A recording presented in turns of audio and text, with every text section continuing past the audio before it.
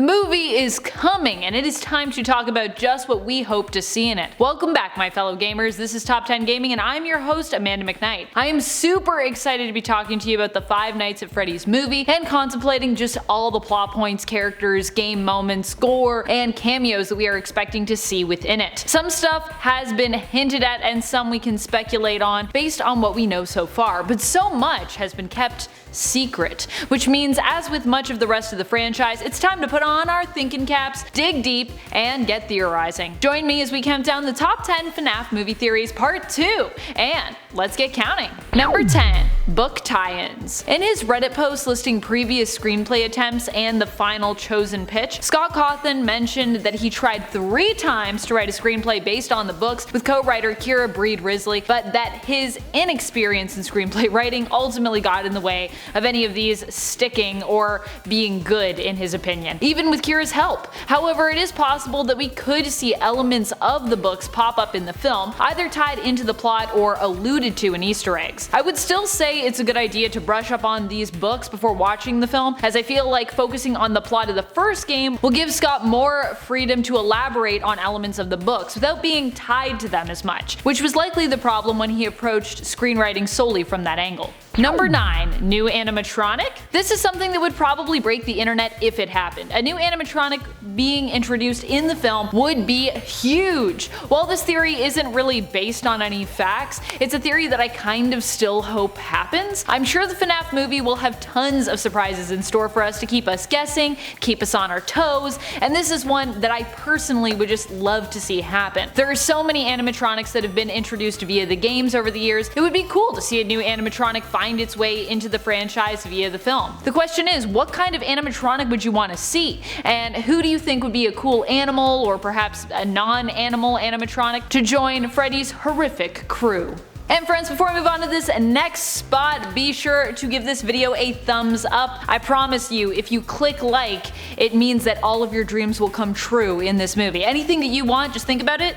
Click like. Oh, it's gonna happen now. It's definitely gonna happen. Disclaimer, it might not happen. Sorry about that. Number 8. Golden Freddy's appearance. Golden Freddy is a rare character that pops up in the first game, so it is very likely we could see him pop up in the movie as well. But perhaps we'll get to see a different version of the character, a more synchronized one in comparison to the other animatronics. Perhaps we'll get to see an active animatronic version of Golden Freddy on the prowl in the film, and have him join his fellow teammates in terrifying our protagonist or protagonists. It could be cool to see Golden Freddy play a more active role in the film, seeing as how he's kind of more of a rare side character in the game. Or perhaps instead we'll get something more in line with that and only get a little peek or Easter egg in regards to his appearance in the FNAF movie. Of course, I'd prefer if he had a more active role, but we'll have to wait and see what happens. Number 7. The real monster. The animatronics in the first game are the main antagonists you go up against, but as the story has developed throughout the game franchise, we have learned that although the animatronics pose great risk and have murderous tendencies, they aren't the main villain. William Afton is. I'm more inclined to believe that, like the game, some other greater villain will be revealed to be the mastermind behind it all, and that the animatronics in the end, like in the games, will also sort of be victims of that main villain. Perhaps it will be William Afton. The animatronics will just have vengeful spirits trapped within them who are kind of warped into something evil, and in fact in the end they may even help our hero by the end of the movie, banding together with them to fight against this greater evil. That would be really satisfying to watch, I think. Number 6. Markiplier. This is a fan theory that I personally think could actually end up happening. While Markiplier is a YouTube personality well known for his game playthroughs, he is also a performer and an actor, and has played characters in various music videos, and he even had his own YouTube original interactive adventure series, A Heist with Markiplier. He definitely is comfortable being on camera, and he has the personality for entertainment for sure. And he's a huge FNAF fan and supporter, so it would make a lot of sense if he got even just a small role in the film. Of course, Mark did tweet about his thoughts on landing a role in the FNAF movie in 2015, and he didn't seem too optimistic, tweeting, "To the people telling me I need to be in the FNAF movie, I don't think that's how movies are done." But hey, that was 2015 and it was a long time ago, and a lot has changed since then. Many fans are speculating that Mark will have a role in the film, but will likely have to wait to find out just what. Number 5. Time period. One thing that we always need to come back to with FNAF is the timeline, which honestly is just, it's kind of everywhere. What is this timeline? When it comes to the film though, it makes us wonder what year the film will actually be set in. Scott on Reddit mentioned that it would center around the story told in the first game and as the security guard we play as in that game named Mike. Does that mean it will be set then in the same time period or adapted to modern day? I feel like having a cell phone in your pocket that you could just, call for help on or use as a flashlight could make things feel a lot less scary. So it seems likely that the story will be told in a similar time period to the games,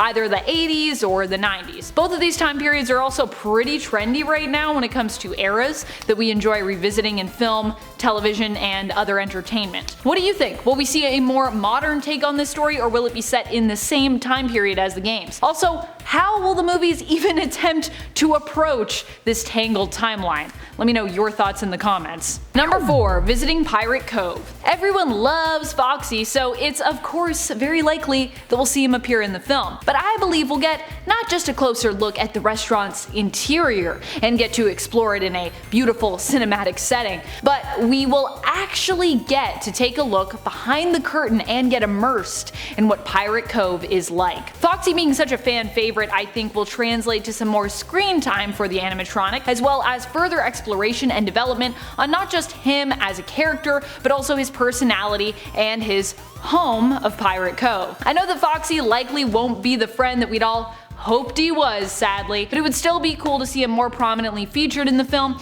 and to get to explore what might lurk behind that curtain. I really want there to be like a Freddy's so I can actually go to Pirate Cove, because I love pirates. I even have a pirate tattoo, so I'm so ready for this.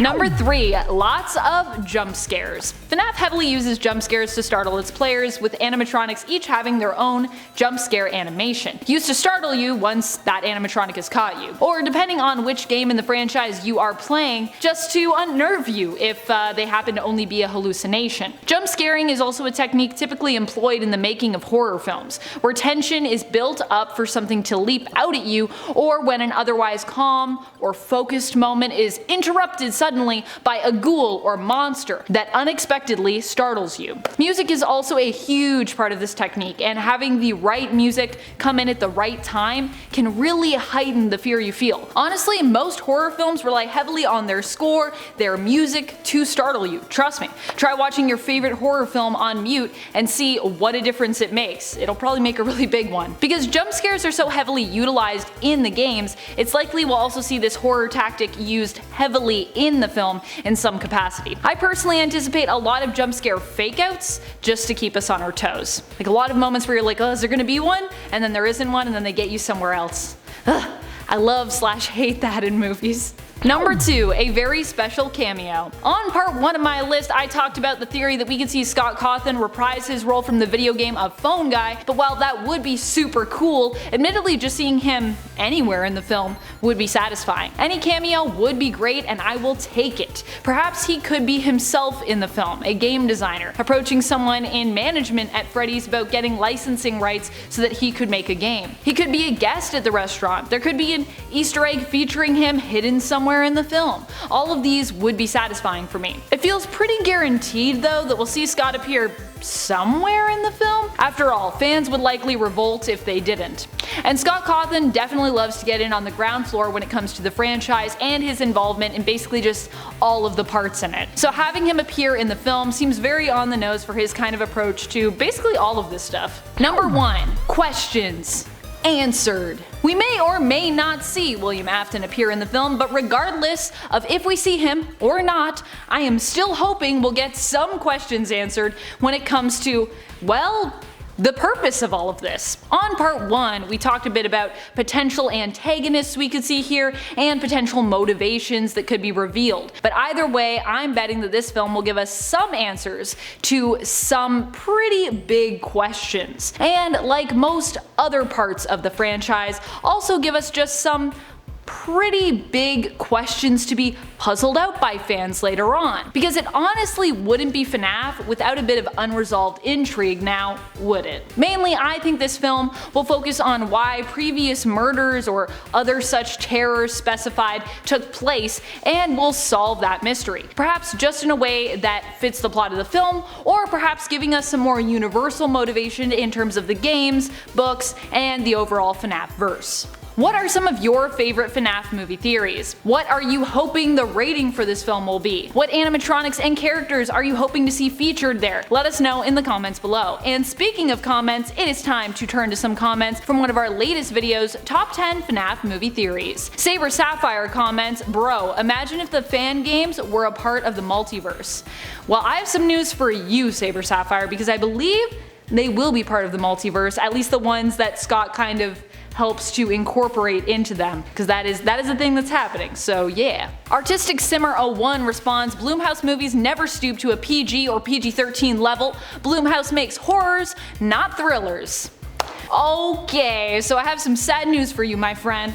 Blumhouse's Fantasy Island, which came out I think a year ago or 2 years ago? When did that come out? I forget. I know I saw it in theaters, so it was a while ago. But yeah, it was PG-13, and it was 7% on Rotten Tomatoes. That's where it's sitting right now anyways. I actually quite like that movie, but it was a PG-13 movie, so they do it sometimes, and it didn't go well. Iron Matt shares, "I hope that Jack Black becomes a janitor that has seen dark stuff and gives advice." I feel like that is just such a Jack Black role that could totally be a thing that would happen, and I would also love it. And that's all the time we have for comments today. Be sure to comment below for a chance to have your hopes and your theories featured in a future video. This has been Top 10 Gaming, and I'm your host Amanda McKnight, reminding you to keep on gaming on. Pew pew!